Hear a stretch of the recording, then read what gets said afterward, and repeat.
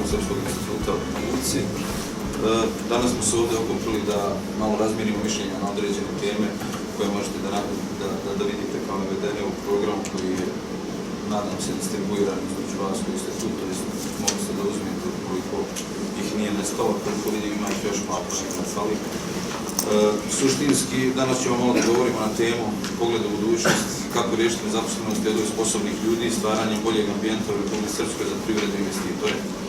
Suštinski, vi ćete dobiti neki šlagvort za neku dalju razmjenu ideja, iskustava, komentare i eventualna pitanja, s obzirom da ćemo pokušati u okviru ove teme da obuhvatimo malo više aspekata i da čujemo nekoliko riječi od naših današnjih uvodničara iz različitih perspektiva na ovu temu. Ja ne bih puno da dužim u početku, ja ću samo spomenuti da je sa nama ovdje danas i Danijela Sremac, koji je inače predsjednik Srpskog instituta u Vašingtonu. Moje ime je Bojan Šolaja, kao što možete da pročitate, ja sam inače neko ko vodi kancelariju Srpskog instituta u Banja Luci. Znači, kancelarija je trenutno u fazi registracije, ali suštinski osnovana, ima svoj inicijativni odbor ljudi koji učestvuju u tome i tim povodom smo odlučili da na ovaj način malo i okupimo određenu grupu ljudi, čisto da vidimo sa kim bi mogli u narednom periodu oko nekih ideja koje želimo da realizujemo, da sarađujemo. Ja neću puno govoriti o samom Srpskom institutu, spomenut ću znači, da je osnovan u martu 2013. godine u Vašingtonu, zahvaljujući prvenstveno srpskoj dijaspori, znači ljudima iz Srbije i Republike Srpske konkretno, a i generalno ovih prostora koji žive u Sjedinjenim Američkim Državama, koji su odlučili da kroz ovaj vid organizovanja, što kaže, kanališu neke interese i pokušaju na određen način da povežu dijasporu sa te strane Atlantika zajedno sa konkretno narodom na prostoru Balkana gdje živimo u više država, prvenstveno Srbiji i Bosni i Hercegovini, to je Republike Srpskoj. Ne bih govorio mnogo o institutu, to ću prepustiti Danijeli, jednostavno spomenut ću da je Danijela Sremac predsjednik Srpskog instituta, inače je magistar diplomatije američke spoljne politike, poznata je znači, u dijaspori kao vodeći glas u Vašingtonu odbrane srpskih teritorijalnih i ljudskih prava tokom sukoba u Bosni i Hercegovini i Krajini i na Kosovu. Znači, bavila se tom tematikom u to neko vrijeme, nastupala je i u televizijskim i u radijskim emisijama na CNN-u i manje više svim glavnim kanalama i programama u Americi bavi se tom tematikom, tako da možemo na neki način nazvati ekspertom za Balkan u tom nekom pogledu. Napisala je dvije uspješne knjige, znači Rat riječima kao prvu, koja opisuje propagandni rat i utjecaj medija na američku politiku prema Balkanu. A druga knjiga je Srce Srbije, to je jedina knjiga napisana na engleskom i srpskom jeziku sa 356 slika u boji, koji prikazuju sve o srpskoj kulturi, turističke destinacije, tradiciju, kuhinju, sport, istoriju i čak neke konkretne proizvode. Eto, otprilike, to je nešto Danijeli, ja ne bih puno dužio, prepustit ću riječ njoj, a prije toga ću da najavim naše ostale vodničare. Sa nama je inače i Obrim Bjelošević, koji je moj saradnik u kancelariji centra, na nekoj poziciji, hajmo reći, savjetnika, znači nekog s kim ćete imati priliku isto tako da sarađujete, ukoliko odlučite da se uključite u neke aktivnosti. Sa nama je i profesor Miloš Šolaj, inače moj otac, to ću naglasiti u ovom segmentu, zajedno nastupamo u tom nekom smislu, koji će malo da govori, znači, generalno na ovu temu odliva mozgova, što bi popularno rekli, ili te migracije mladih ljudi i generalno jedan aspekt u obrazovnom sektoru čime se konkretno bavi i kolega Marko Knežević, inače neko koga ćemo nazvati privrednikom ako mu ne smeta, inače poslodavac, uspješan privrednik u tom smislu, on će nam malo govoriti o aspektu znači bavljenja privatnim poslom ovdje konkretno u Republici Srpskoj. Eto, toliko za sada od mene, ja prepuštam riječ Danijeli, pa eto da čujemo malo i od srpskog. Ovo ćete uvede s drugim spikerima, znači iz komore. Da, pa mislio sam njih spomenuti u drugom dijelu panela, ali evo, čisto spomenut ću da su sa nama, pored prisutnih za ovim stolom, eto da odmah na neki način napred najavim i gospodin Ranko Topić, znači potpredsjednik Privredne komore Banja Luka. Pored toga, planirano je bilo da nam se obrate neki uvodničari koji trenutno nisu tu, ali gospodin Đorđe Sarčević, znači jedan od partnera u firmi Kaolum Kapital iz Beograda, je na putu prema Banja Luci, tako da se nadamo da će stići u ovom nekom vremenskom okviru kojem budemo radili. bilo je planirano da u svojstvu narodnog poslanika da se pojavi i gospodin Adam Šukalo, koji je otkazao svoje učešće iz nekih opravdanih razloga. Pored toga, obratit će nam se i kolega Matije Savić sa Fakulteta političkih nauka, ali nažalost i on je spriječen da učestvuje u ovom prvom dijelu, tako da ćemo njega sačekati nekad kasnije. Eto, otprilike to je to. Ja prepuštam sad riječ Danijeli da čujemo neke uvodne riječi, što kaže, nadamo se nekoj uspješnoj diskusiji raznim iskustava. Hvala Bojane. Da sam prvo da se isto zahvalim i Bojanu, i Obrenu, i Milošu i svima na panelu, baš na ovako interesu što imaju da kažu već ove teme, kako stvoriti bolji ambijent u Republici Srpskoj za privredu, koji bi povećao zapošljenje i naravno spriječio odliv ljudi u inostranstvo. Ovo je ključno pitanje od nacionalnog interesa ne samo za Republiku Srpsku, nego i za Srbiju i za sve nas Srbe u dijaspori, zato što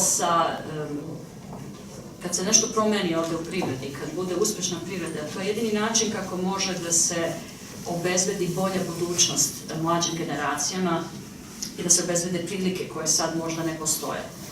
To onda utiče na sve, utiče na natalitet, utiče na celu ekonomiju države, na moć države da plati razne kulturne, zdravstvene, sve druge programe koje dovode beneficije građanima.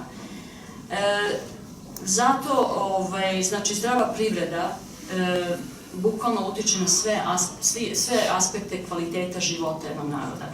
I zato je nama iz Srpskog instituta i dijaspore Severne Amerike veoma bitno da nekako pomognemo u tom pravcu i Republici Srpskoj i Srbiji da imamo sve što možemo da uradimo. Veoma mi je drago da smo prva srpska organizacija da otvori kancelariju u Republici Srpskoj, otvaramo je u Beogradu također. A par reći samo sam htjela da kažem u vezi Srpskog instituta koji je osnovan pre 2 godine u Vašingtonu. U Americi postoji jedan sistem gde su mnoge nevladine organizacije stvorene u Vašingtonu da predstavljaju interese raznih etničkih grupa, privrednih grupa, bilo koga i na taj način da utiču na vladu. Neke su financijski jake, neke su slabije, recimo grčki lobij koji je znatno slabiji od turskog lobija, ne znači da nije bio uticajan, veoma je bio uticajan na američku vladu tokom posljednjih godina i na stav Amerike prema nekim stvarima koje su bile bitne za grčki narod. Tokom 90. godina i tokom rata na ovim prostorima trudila sam se da predstavim malo jednu drugu priču nego što se bila predstavila u Americi i što je uticala na Vašington. I to je bila jedna onako teška borba protiv propagande i na televiziji i na radio programima, ali to nam je pokazalo koliko je bitno biti prisutni i u medijama i u Vašingtonu, imati glas u, eto da kažemo, jednim od najbitnijih gradova u svetu. Međutim, do dan danas, da kažemo još pre 2 godine, posle svega toga, opet i dalje je bila situacija da sve druge etničke grupe sa Balkana su imale svoje kancelarije i svoje predstavništvo u Vašingtonu, osim srpske dijaspore. I zato su se neki, da kažemo, od najglednijih naših ljudi u Severnoj Americi sa mnom udružili da osnovimo Srpski institut i da, eto, promenimo tu situaciju, da imamo glas u Vašingtonu. Ali smatramo da Srpski institut treba da bude mnogo više od toga. Smatramo da treba da bude jedan most između Severne Amerike i Balkana. Možemo gledati na taj ljudski odliv sa ovih prostora ne kao gubitak, nego kao neki kapital, kao neki potencijal koji postoji u drugim državama, koji do sada nije bio baš iskorišćen na neki način. Naša dijaspora predstavlja stvarno ogroman potencijal. Finansijski je doprinos znatno, znači u Srbiji dijaspora donosi oko 5 milijarde dolara godišnje, pomažu oko raznih crkvenih i humanitarnih programa, tako da dosta radi dijaspora da pomogne, ali smatramo da također možemo da postanemo neki mehanizam, recimo, preko koje firme u Republici Srpskoj mogu da dospiju do tržišta Severne Amerike i također budemo mehanizam spajanja sa potencijalnim partnerima, sa investitorima. To je već počelo do neke mere prošlog septembra kada je Srpski institut pokrenuo jednu inicijativu i doveo Babson univerzitet, koji je inače najbolji u svetu po pitanju preduzetništva. Dovela sam ih ovdje u Banja Luku i potpisalo se pismo namera sa Željkom Cvjanović, gde je vlada Republike Srpske obećala da otvori novu zonu, verovatno u okolini Banja Luke. I što je interesantno, ta zona je primenula neke sasvim nove zakone, sasvim novi regulativni sistem i okvir koji bi trebao da pomogne preduzetnicima. Znači, na neki način bi to bila zona gde se testiraju zakoni koji možda teško prođu momentalno kroz Skupštinu, ali koji bi možda pomogli privredi i da vidimo kako to funkcioniše. Takođe, preko kancelarije u Banja Luci i Beogradu, koje sad organizujemo, Srpski institut će pokušati da postane, da kažemo, think tank. Znači, drugim rečima, kao inkubator za dobre ideje, da okupljamo profesionalne ljude i savjetnike koji bi putem analiza i sarađivanja sa svim vladinim institucijama doprinuli nešto pozitivno u daljem razvijanju Republike Srpske. Imajte u vidu da Srbi u dijaspori nisu politički podeljeni. Znači, mi kad gledamo ove prostore, Srbiju, Republiku Srpsku, sve naše ljude ovde, gledamo vas sve kao jedna celina. Ne kao partije ili bilo šta drugo. I želja nam je iskreno da svi ovde napredujete, pošto smo svesni da je ovde naša kultura, a ne u inostranstvu, gde mnogi od nas se utope, da kažemo. Znači, ovde se stvara srpska kultura i ovde je budućnost srpske kulture. I što više vama pomognemo, to više omogućimo da ta srpska kultura napreduje. Znači, to su naši neki ciljevi. Jedino što možemo da pružimo je naše znanje, naše kontakte sa firmama, sa stranim akademskim institucijama, sa međunarodnim organizacijama, sa investitorima i izvorima koji bi vama koristili ovdje na neki način. Smatram da ono što je najbitnije da bi Republika Srpska napredovala je veoma jednostavno pitanje kako omogućiti slobodnu konkurenciju u privredi. Konkurencija je najbolja pokretnica i motivacija u stvari ljudskih bića i najefektivniji način da dobre ideje, dobri proizvodi i usluge isplivaju na vrh. Sve beneficije koje konkurencija u tržištu donese građanima, zato što im se omogući najniža cena za najbolji proizvod i uslugu u bilo kojoj industriji. I ja bih rekla, mi smo narod koji u stvari u našem duhu i kulturi podržavamo konkurenciju, ali se to možda malo ovako iskvarilo u poslednje vreme. Znamo da u sportu bi bilo sasvim neprihvatljivo da neki tim napreduje ako nije konkurentan, ako nije najbolji tim. Znači, samo onaj ko se dokaže da putem konkurencije zaslužuje da bude na vrhu, taj napreduje. Tako isto, mislim, na isti način, samo one kompanije koji imaju najbolje ideje i koji su spremne i sposobne da najviše ulažu svoj trud, zaslužuju stvarno da financijski napreduju. Ali stvoriti ambijent, znači ovakve otvorene konkurencije bez monopola nije lako. Nije lako nijednoj državi u razvitku i razvoju. To je jedan bitni izazov na tu temu i na mnoge druge teme. Planiramo da angažujemo naše savjetnike koji sarađuju sa nama i veoma sam željna da čujem šta i vi kažete u vezi te teme i kakve su vaše mišljenja. Hvala vam.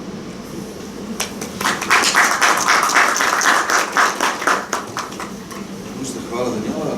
Evo, riječ prepuštam Obrenu, pa kaže da ćemo priliku da čujemo jedan sociološki aspekt u vezi sa ovom temom. Hvala lijepo za riječ, evo ja vas pozdravljam. Ono o čemu ću ja govoriti sada još uvijek nije direktno nekakav ekonomski mehanizam, stvari kako unaprijediti tu ekonomiju.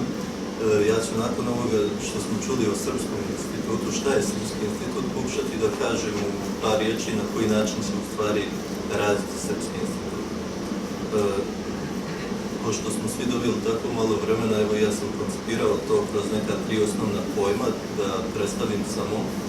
To je politička neutralnost, medijacija i think tank koji je već Danijela i pomenula. Kad govorimo o političkoj neutralnosti, ono što će Srpski institut u stvari, kakva je njegova pozicija, jeste potpuna neopredjeljenost za stranu u raspravama kada su u pitanju nekakve političke rasprave. Na taj način mi ćemo pokušati da razvijemo partnerski odnos sa svim političkim akterima u Republici Srpskoj i nećemo se dakle svrstavati u tom smislu i davati podršku nekome od političkih strana. Pored toga, ono što ćemo mi raditi, to su analize, rasprave i istraživanja koja će biti potpuno objektivna i isto tako neutralna u političkom smislu. Kada govorimo o medijaciji, mi smo svjedoci ovdje da u neko posljednje vrijeme imamo određenu tenziju između političkih aktera i da ona na taj način ne doprinosi niti razvoju ekonomije, niti ostanku ljudi koji bi željeli ovdje da rade, nego na neki način u stvari predstavlja motiv ljudima da možda i napuste ovaj prostor i da odu odavde, jer se stvara slika da ovdje nije moguće izvan tih nekakvih političkih tokova nešto korisno i uraditi. Dakle, u tom smislu, kada govorimo o medijaciji, Srpski institut će pokušati da smanji te političke tenzije i da udruži sve te političke snage, ukoliko je to moguće, dakle da se fokusiramo na probleme i da rešavamo ono što su tekuća pitanja. U tom smislu mi ćemo insistirati na argumentovanom i kritičkom razmatranju problema, na diskusijama takve prirode i radit ćemo na načinu što se zove integracija znanja i prijedloga. Dakle, vjerujemo da svi ljudi koji ovdje žive i rade, pogotovo ovi koji su donosioci odluka, da svi oni imaju relevantna znanja i prijedloge kako riješiti neke probleme. Ali nije dobro, kažem, ako se ostane u ovom nekakvom sukobu na političkom nivou, nego ćemo mi pokušati u tom smislu da idemo dalje i da integrišemo ta znanja opet u cilju koji ćemo već postaviti. I posljednji pojam je think tank. Dakle, u nekakvom bukvalnom prevodu je to rezervoar nekakvog mišljenja ili znanja, istraživački centar i nešto slično tome. Dakle, okupljanje intelektualaca, formiranje određene stručne javnosti, ideja, preporuka, svega onog što iz domena, ajde da kažem, ljudi ili građana, može da bude jedna snaga ili pozitivan pritisak na donosioce odluka da, ili pomoć u stvari da se neke stvari prevaziđu. U tom smislu je to i izvor korisnih informacija, preporuka, ideja i kao što rekao, određen pritisak ili insistiranje da se neke stvari ubrzaju da bi došli do nekakvog ukupnog povoljnijeg ambijenta i okruženja. Hvala.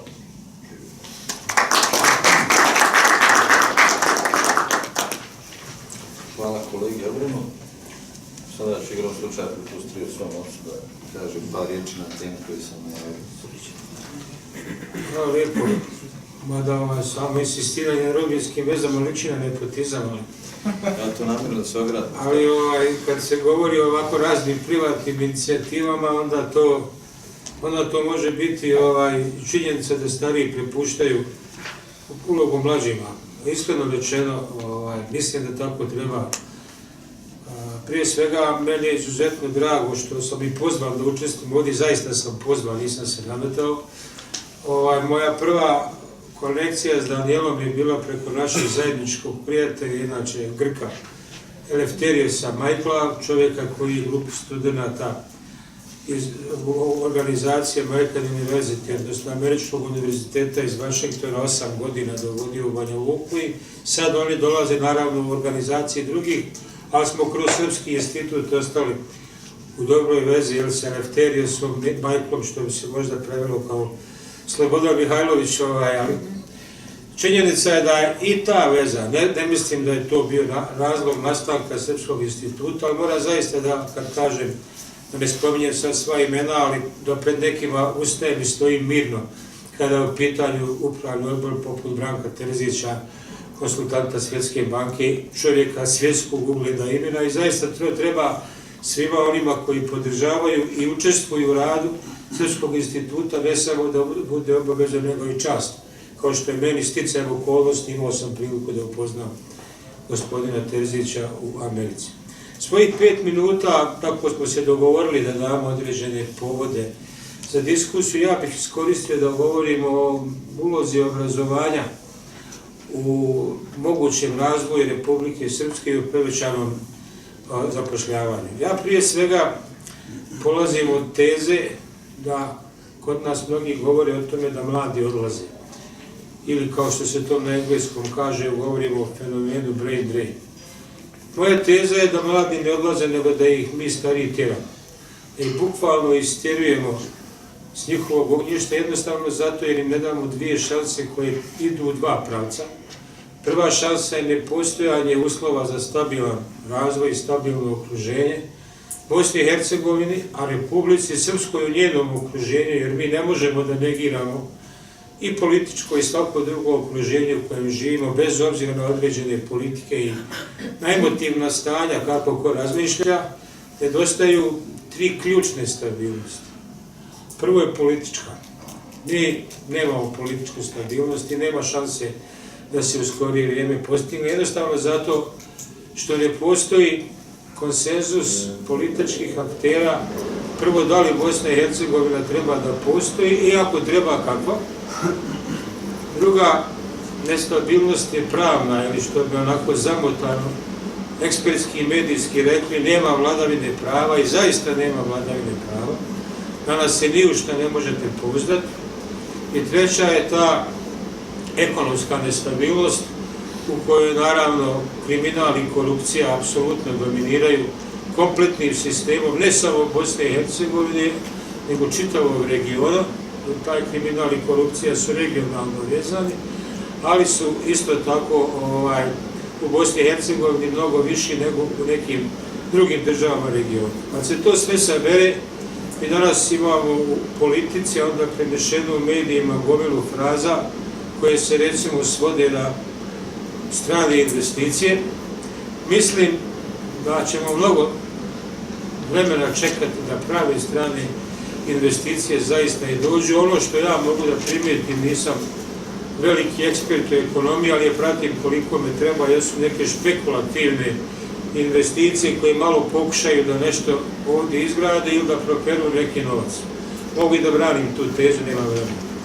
Ono što je specifičnost Bosne i Hercegovine jeste da je veliki uticaj stranih subjekata i onoga što mi zovemo međunarodna zajednica, a potim smo uglavnom podrazumijevali zapadnu, mada je u posljednje vrijeme učesnik u Bosni i Hercegovini istočna, da ja kažem, vodeća ruska komponenta na svoj način, ali da sve zajedno suma sumarum ta politička nestabilnost u Bosni i Hercegovini se multiplikuje i mislim da to možemo da nađemo i skoro sam na jednoj konferenciji u Istanbulu u jednoj polemici s predstavnikom Europske banke za obnovu i razvoj to i javno tvrdio.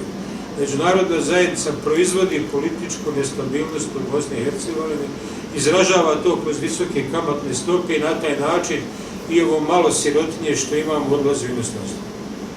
Baratam s tom tezom i spremnom. Šta su naši izlazi?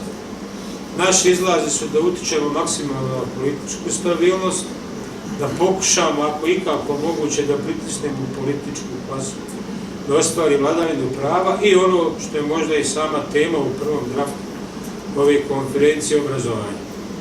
Ali kad kažem obrazovanje, pošto sam član Savjeta za razvoj kvaliteta za razvoj i osiguranje kvaliteta visokog obrazovanja Republike Srpske, vrlo često govorimo o jednoj pojavi kod nas. Mi nemamo tržište obrazovanja, a obrazovanje je u Americi jedno od ključnih elemenata na kojima se dobijaju izbori, pored zdravlja, poreza i tako što neće. Mi o tome raspravljamo na socijalistički način, trgovinom diploma, a ne trgovinom znanja. Znači, pa onda se ubacimo vještačku dilemu, da li su potrebni privatni ili državni fakultet, ako ćete mene pitati, nemaju ni jedno. Ovi loši, konzervativni, tradicionalni ili recimo državni univerziteti klonirali su loše privatne univerzitete. Ja vas danas pitam, kad govorim o odlivu mozgova, to odliv mozgova za nas. Šta recimo rade u inostranstvu brojni studenti društvenih humanističkih nauka? Idu na bauštele ili su sobarice po hotelima. Jedan vrlo nizak sistem vrijednosti i zato kažem, od toga smo stvorili famu odlaska, u stvari nudimo im da budu, znači, ona klasa koja naše skupo obrazovanje prodaje na zapadu za njihov jeftin novac. Šta tu treba da uradimo? No, prvo treba da zaista razradimo taj sistem obrazovanja na način da on donese znanje koje će nas razviti. I danas od silnih ekonomista, menadžera, pravnika, politikologa i ne znam ni ja čega nemamo nikakvu ideju o tome kuda ide u društvo. U tom smislu, zaključujem, znači očekujem od Srpskog instituta sve ove inicijative koje Danijela i koje potpuno podržavam podnijela, da idu obostrano, da nam se omogući da i mi steknemo neka znanja koja ćemo ovdje da koristimo, a mislim da je Amerika puno toga, jer smo i mi kao centar za međunarodne odnose imali nekoliko puta priliku da ugostimo na takozvanim internshipima, odnosno praksama američke studente. Naravno, ne toliko koliko ih ide u federaciji. I na tome treba da radimo. Znači, jedna razmjena znanja, jedna razmjena iskustva i naravno privredne veze, uključujući ovaj analitički dio, ili kako se to već kaže, think tank, da radimo na realnim problemima ovog društva gdje ćemo pokušati da nađemo odgovor. Ja bih na kraju još jedno zahvalio svima onima, odnosno vama, koji ste ovo predpraznično vrijeme došli ovdje na ovu raspravu u Srpskom institutu, jer i danas smo s kolegama zaključili da se taj 1. maj, za koji se spremamo da sa crvenim zastavama i dalje slavimo kao nekad, uz pečenu janjetinu, što je apsolutna suprotnost onome kako je nastalo, dočekamo to još u stvari govori o nepromijenjenoj našoj svijesti. Hvala.